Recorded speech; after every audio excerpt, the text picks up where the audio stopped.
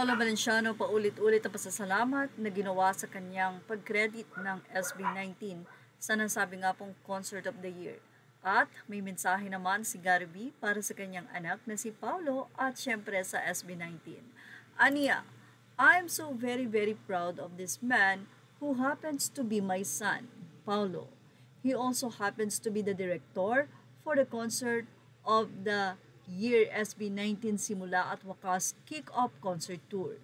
Truly deserving award for a truly deserving group under the direction of truly deserving director Paolo Valenciano.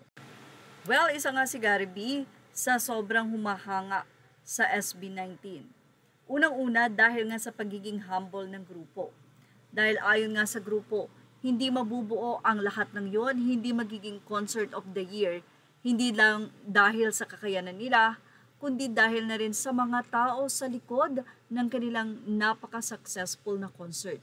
Ibinahagi din ito ni Paolo Valenciano kung bakit nga ba ang nasabing Simula at Wakas Concert Tour ang naging Concert of the Year sa first ever event ng Filipino Music Award na kung saan ay talaga namang ang spotlight ay nasa SB19.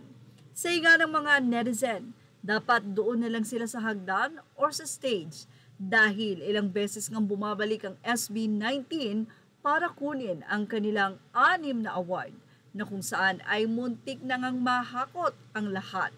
9 na award ang ipinamigay sa Filipino Music Award at 6 nga dito ay nakuha o hinakot ng nasabing grupo. Well, nakita nyo naman ang lahat ng concert ay sold out. Ito'y dahil na rin sa sobrang pagmamahal ng mga taong nakapaligid sa kanila at syempre, ang very supportive nilang fans, ang tinatawag na 18. Grabe naman kasi talaga silang magmahal.